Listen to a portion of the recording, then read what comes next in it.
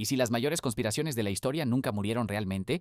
Si los momentos que definieron imperios y cambiaron el rumbo de la humanidad no son como nos los contaron, desde la daga que acabó con Julio César hasta el fuego que devoró la capital del mundo, Roma, existen complots que se niegan a ser enterrados. Sus ecos retumban hasta nuestros días, poniendo en duda lo que creíamos saber. Hoy no repasaremos la historia de los libros de texto, vamos a desenterrar tres conspiraciones ancestrales que siguen más vivas que nunca, demostrando que el pasado en realidad nunca se ha ido. La historia suele presentarse como un libro cerrado, una serie de hechos inamovibles, pero la realidad es mucho más complicada y a menudo más interesante. No es una línea recta, sino un campo de batalla de versiones donde la narrativa de los vencedores se impone.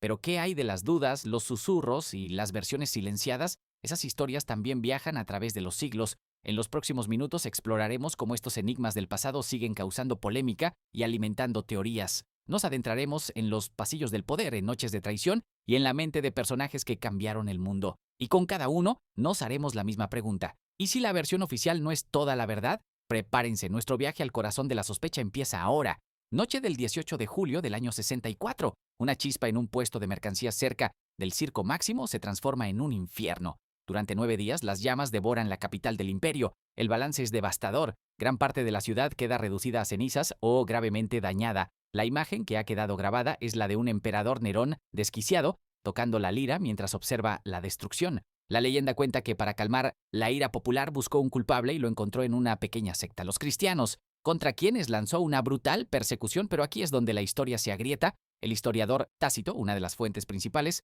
pone en duda esta versión. Señala que Nerón ni siquiera estaba en Roma, sino en su villa de Antium. A su regreso, organizó los equipos de socorro, abrió sus jardines para dar refugio a los damnificados y bajó el precio del grano para evitar una hambruna. Entonces, ¿de dónde nace la conspiración? De la sospecha y la oportunidad. Nerón era impopular entre la élite senatorial. Tras el incendio sobre las ruinas, impulsó un carísimo proyecto de reconstrucción, en cuyo centro se erigiría un palacio de ensueño, la Domus Aurea.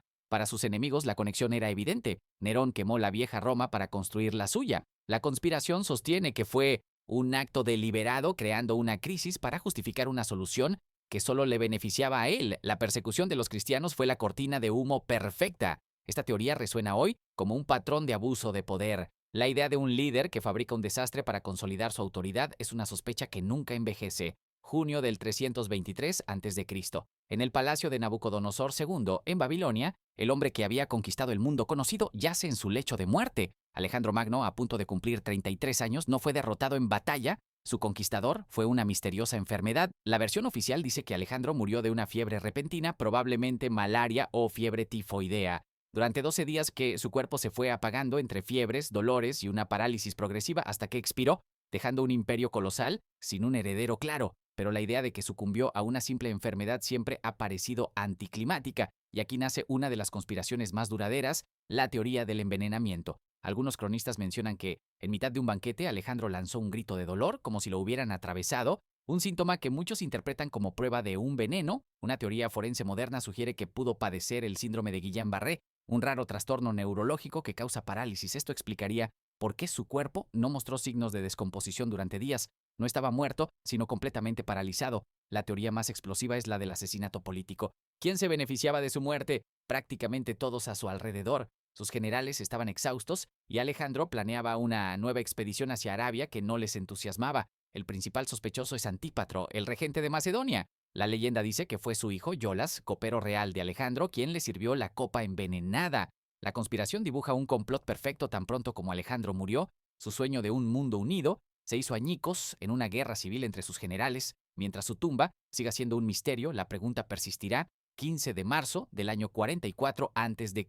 Ese día Julio César, el hombre más poderoso de Roma, nombrado dictador perpetuo, fue acorralado en el Senado y apuñalado 23 veces. La historia que nos han contado es la de un tiranicidio para salvar a la República, un movimiento desesperado liderado por patriotas como Bruto y Casio para detener a un hombre que aspiraba a ser rey. César despreciaba las viejas instituciones y su popularidad lo hacía casi intocable. Según esta versión, actuaron por un ideal, la libertad. Pero si rascamos la superficie, encontramos una red de miedo, envidia e intereses económicos. Aquí la conspiración cobra fuerza. El asesinato de César no fue para salvar la República, sino un golpe de Estado de la élite aristocrática que veía cómo su poder y fortuna se desvanecían. Pensemos en los motivos ocultos. César había iniciado reformas que aterrorizaban a los senadores, impulsó leyes para la condonación de deudas, golpeando a los ricos prestamistas, aumentó el número de senadores diluyendo el poder de las familias tradicionales y repartía tierras públicas entre sus veteranos. La conspiración argumenta que salvar la república era un eufemismo para salvar nuestros privilegios. Quizá Bruto creía en su causa, pero muchos otros tenían razones más pragmáticas. La mayoría de los asesinos eran hombres a los que César había perdonado e incluso ascendido. Su clemencia fue percibida como una humillación. La ironía final es que el complot fue un fracaso, no salvó a la república. Desató otra guerra civil que culminó con el heredero de César Octavio, convirtiéndose en el primer emperador de Roma. Al matar al hombre, solo aceleraron la llegada del imperio. Estas no son solo historias polvorientas, son conspiraciones que respiran, llenas de preguntas que se reflejan en nuestras tensiones actuales. La sombra de Nerón nos advierte sobre cómo se fabrican crisis y chivos expiatorios. La muerte de Alejandro nos recuerda que la historia, a menudo, la escriben los principales sospechosos, y la caída de César demuestra que detrás de los más nobles ideales se esconden intereses terrenales. Estos complots han sobrevivido porque nos obligan a dudar y a aceptar una verdad incómoda. La versión oficial casi nunca es la única versión. La verdad completa muchas veces sigue esperando a que alguien se atreva a desenterrarla. ¿Cuál de estas tres conspiraciones te parece más creíble? ¿Hay alguna otra gran conspiración de la antigüedad que te quite el sueño? Déjame saber tu opinión en los comentarios. Y si te apasionan los secretos que oculta la historia, no olvides suscribirte y activar la campanita para no perderte nuestro próximo viaje al pasado. ¡Hasta la próxima!